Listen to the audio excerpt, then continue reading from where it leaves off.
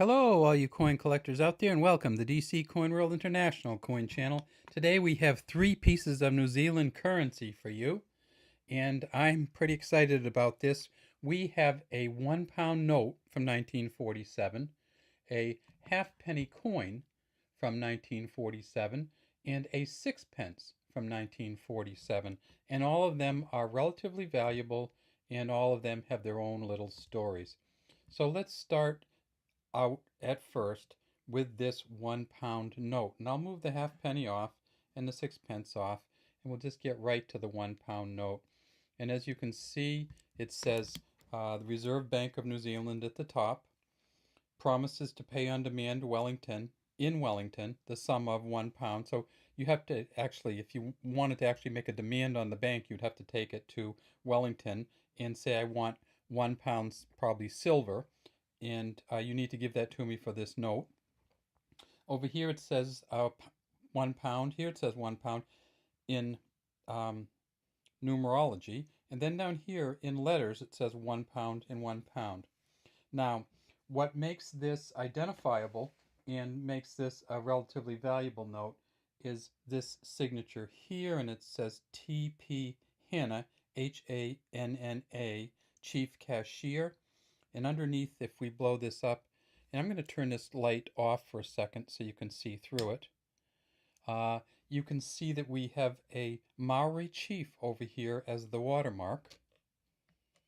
And then over here we have Captain James Cook, his picture. So it's interesting because on the New Zealand money from 1947, we did not have the king on the £1 note. We had James Cook on the £1 note.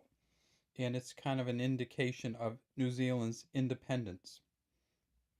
Down here, it's really hard to see, but we'll blow it up and you'll be able to see that down here it says £1, £1, £1. And if we blow it up even more, you can see £1, and then it says New Zealand, then it says bank. Over here, we can see that too, bank, the Reserve Bank of New Zealand. So it says bank in £1 underneath all of here. So, and then we have this kind of interesting pattern through the center, which is a different color. And this color here is essentially a multicolored on a purple note.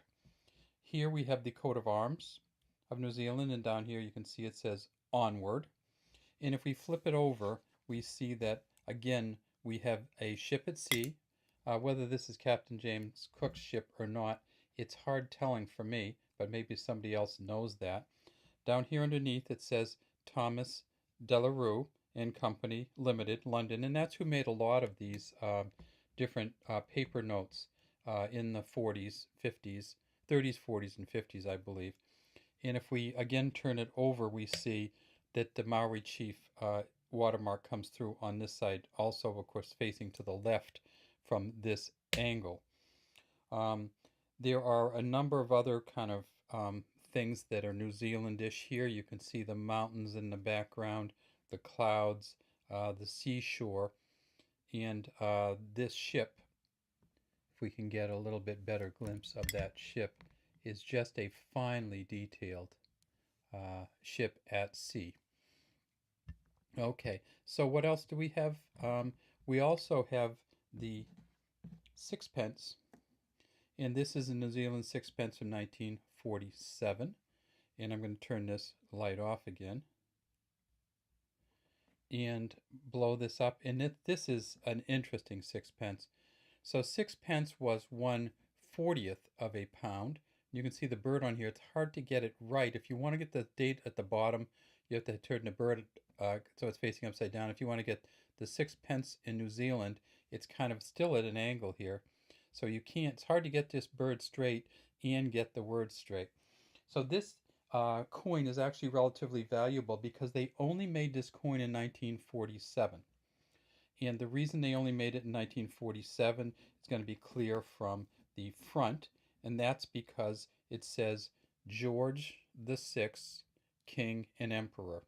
And those of you who know East Asian, and Oceania history know that in 1948, India gained its independence, and George VI was no longer he was still a king, but he was no longer the Emperor of India. And that emperor here stands for Emperor of India. And on some of the other United Kingdom or Great Britain coins, you see it'll actually say Emp Ind or Ind Emp, or Imperator of India. And they only made this in 1947. So even though this is a copper nickel coin, it's not silver. It's still worth a couple dollars. They made 3.2 million of them in 1947. As you can see, it has a reeded edge. And then this one, and this is one of my favorite coins of all time. It's the New Zealand halfpenny from 1947. And let's see if we can get that light a little bit better. And you can clearly see that it says New Zealand here. I think you can clearly see that. Half spelled out in penny. And again, in the center, we have another Maori symbol. And this is a Maori charm. It's called High Tiki, I believe. And it has Maori ornamental scrolls on each side of it. And down here you can see the 1947. Again, if we flip it over, we see that it says George VI, King, Emperor. So again, this coin was not made for long. It was only made from 1940 to 1947, because after 1947, they took the Emperor of India inscription off. This is a bronze coin, and because this was the last one of these made, this has some value too, probably $3 to $4 US.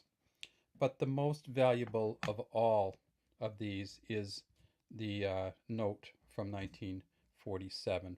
And this note itself, we don't know how many of these they made, but in this condition that we have it right here, is worth somewhere between $80 and $100. And we were fortunate enough to get this loaned to us by a collector of paper money. And so that's all we have today. I'll give the Maori watermark one more shine through, if I can. And have a great day from the DC Coin World International Coin Channel.